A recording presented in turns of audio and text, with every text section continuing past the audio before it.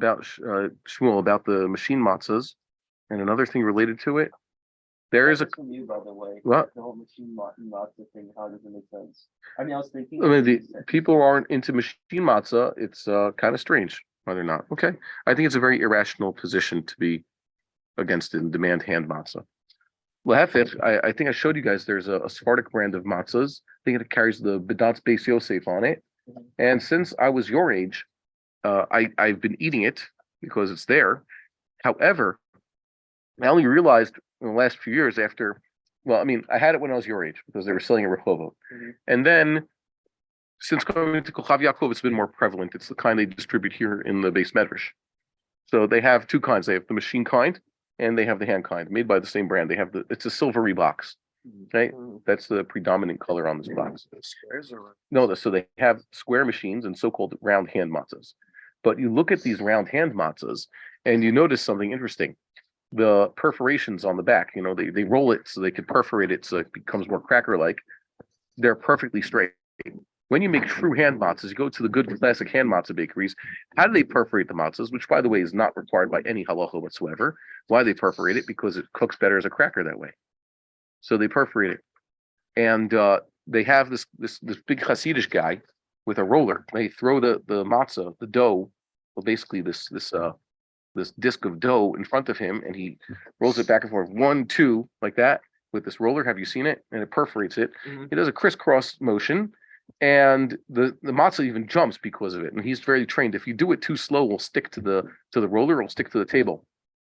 So the guy's perfectly trained that it jumps up and it doesn't get stuck to anything. And then the guy comes with the spatula, but less, it's more like a pole. Have you seen a shaved wooden pole? Mm-hmm. And it puts the matzah doughs on the pole and he throws it into the oven. This was the job I eventually got because you have to learn the trick to do it. You flip the pole and all the doughs are hanging on the pole like this. You've seen it? And they all have to fall perfectly flat onto the floor of the oven to make this type of matzah. If they fold over, they call it chametz. Yeah, it's a folds, it's chametz, but either way, yeah, there's what to say about that. But that became my job after I was the dough masher. So you have to do that, and then there's a guy with a spatula takes it out. We're all very quick.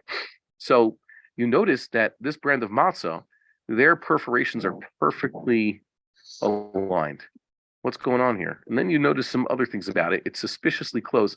It's actually hybrid. A lot of it is done by hand, but a lot of it is then turned over to the machine to do. Okay? So, yeah, they're claiming it's hand matzahs. Of course it is, because the initial process of mixing the dough and kneading it and then rolling it out into circles, or almost circles, is done by hand. But then there's a point where they just throw it onto the what do you call it, the assembly line. They put it onto the assembly line, and that's where the machine smooths the edges and perforates it. That's why the perforations are perfectly aligned. Okay? And you can see them. I just got a box of it today. And God willing, I'll show you guys. We have a chance on Passover itself how they're making. How you could tell these are hybrid hand machine matzahs. They don't make pure hand matzahs nowadays. That's also why they could cheapen the process and sell it for cheap. That's why they're so prevalent. Mm-hmm. Whereas if you have a perfectly hand matzah operation, it is going to be more costly. Another place, the matzah bakery we used to visit in New York for a few straight years, which we went with. Rabbi Avram Khan from Center for Turnwood.